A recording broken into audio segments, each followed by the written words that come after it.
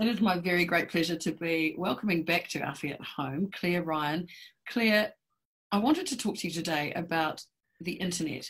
And a lot of our families use a lot of technology, and a lot of our kids are really reliant on their devices.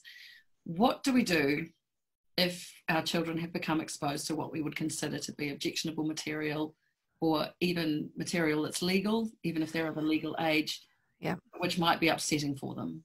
Yeah. It's good to be back, and it's good to see you, and to be talking about such a relevant topic. I think kids are learning a lot online about sexuality and relationships, which of course has some benefits and has a lot of distortion as well. It's easy to find. That's the scary bit about it. It's all about what you type in, and then you link on something, and the next minute you're going down a rabbit hole that you didn't expect to be going down.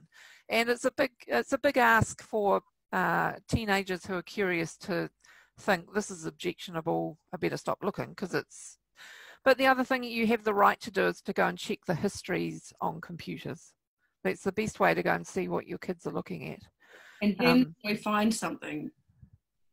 When you find How something, do we approach it? have a look at it, which is probably awful. It could be very upsetting. I acknowledge that. But sometimes the description of what someone's looked at as opposed to what they've actually seen may not be as bad, or it might be actually worse. But have a look. Do you bring it up with your child? Do you say, look, I've just looked at this too, and I know you've looked at it. Yeah. Here's what I saw. Ugh. Yeah, and say this is against the law, and talk about how what you see online can be monitored. The Internal Affairs have investigators that track what comes in and out of your computers. So with that, I would say sit down with them and say, all right, let's go and have a look at what you like to go and look at.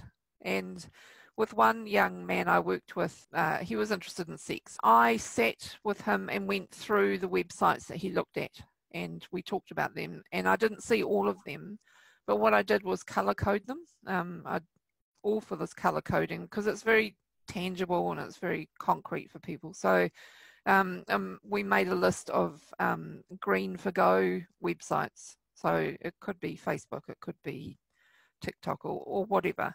And then there was a yellow section, which was stuff that was a bit, sexualized. It might be an episode of, I don't know, Shortland Street, Coronation Street on a raunchy night. But, big night at the Rovers. Yeah.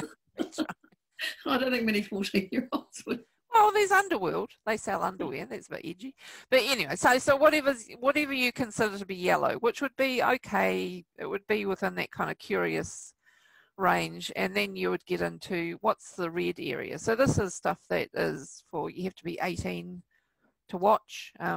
It's pornography. You're watching people having sex.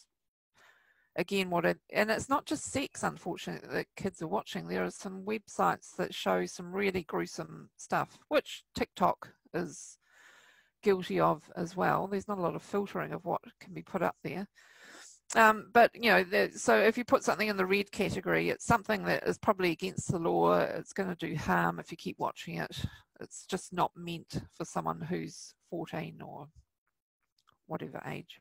And then the black section is just like, if you look at it, you're in trouble. Actually, if you look at it, I'll probably need to get some professionals involved, or we might need to talk to the police or whatever, and really just make it really clear about what's going on. And when you check the histories, you can go back and say, great, look, I can see that for the most of the week you were pretty interested in the yellow section.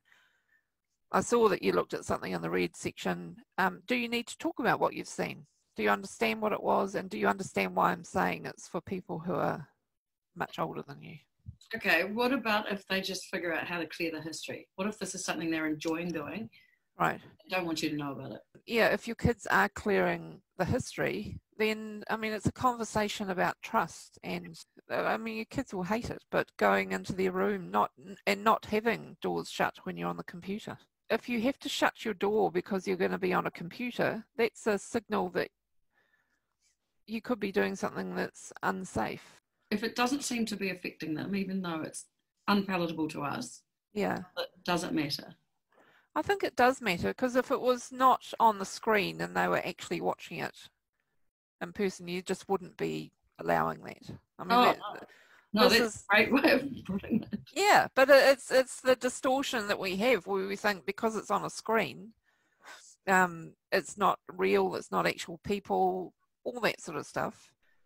But it's always going to be a curiosity to kids. And as I was saying to a group of Year 10 boys the other day who kind of said, well, what happens if some pornography pops up on your screen? Which it doesn't. It just happens all the time. Yeah, like when you're doing your click and collect Algorithms, boys. shopping order, suddenly up pops some pornography. Yeah. So we laughed that one off. But I said, well, gosh, if that does happen, what do you think you'll do? And they tried to sort of spin me a line about the fact that they wouldn't look at it, but I think the truth is that you would. My point to them was pornography is always going to be in our society. Something sexy is always going to be on the screen. It's meant for someone who's 18 and over. It'll still be there in 5 years' time. But I would say you're the parent, you're the guardian, you're going to have the arguments and set the rules, and you pay the internet bills. So go and unplug the router if you have to, and just say, we're not having internet, which is probably an issue for everyone in the house. But if it gets to that point, and then there are places like Stop and Safe around the country that work with people that have offending type behaviour. So if your kids, you think, are showing a kind of, what I'd say an unhealthy interest in watching pornography or visuals on the screen that are extreme, then give those agencies a call to have a chat about what to do. Cool. You can't be clearer than that.